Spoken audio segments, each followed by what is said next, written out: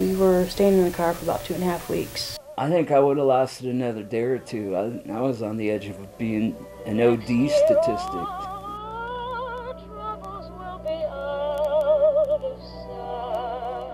Just be understanding and not be so critical of our situation. Make the Yuletide gay. Next year our troubles will be miles away. I knew we were going to be here a while. I knew it, and I knew it was going to be through the holidays. But I knew that it wouldn't be a problem for us. I mean, I knew she was going to have some depression issues because of it, which I expected going in.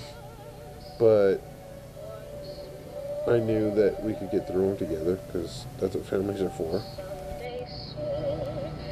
We all will be together if the fates.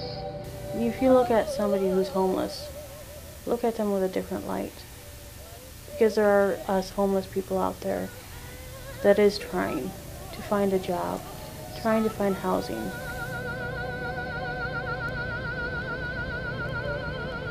So have yourself a merry little Christmas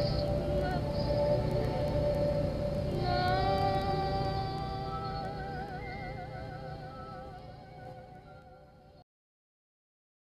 Giving $1 could be hurting those you're trying to help the most. Panhandling in Grand Island is becoming a growing problem, and police say it's being fed by your generosity. But local charities have the help many of these individuals need, and they're looking for you for support. When you reach bottom and there's nowhere to go, you know, when things aren't working out,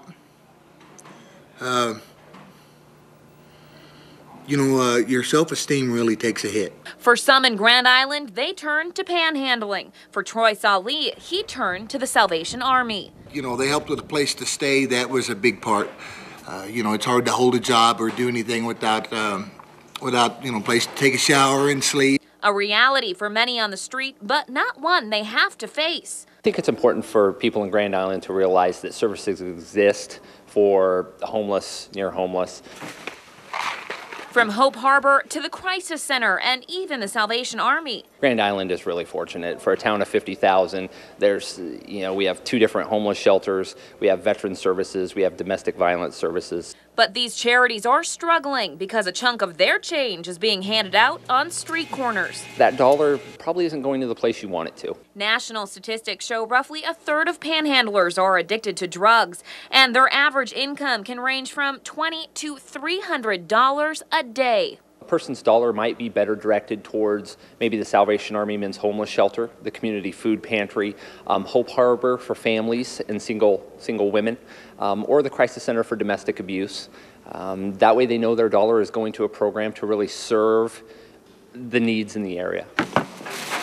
Serving people like Salih get back on their feet. To be able to donate time and help is one of the first steps for finding that self-esteem back. His next step, being an anchor for others drowning in addiction around him. It's kind of like having a rowboat. You know, there's the home port, and then you know, I'm able to go out and help people and take things to them when they can't find their way here necessarily, and that makes a big difference, it seems. Well, what a witness. Grand Island police say panhandlers, though, are becoming traffic hazards, creating a risk not only for themselves, but also for you. The only way to stop panhandling, says Merritt, is to stop giving away your dollars. A line he suggests using is telling a person begging you've already given them $1 and they can withdraw it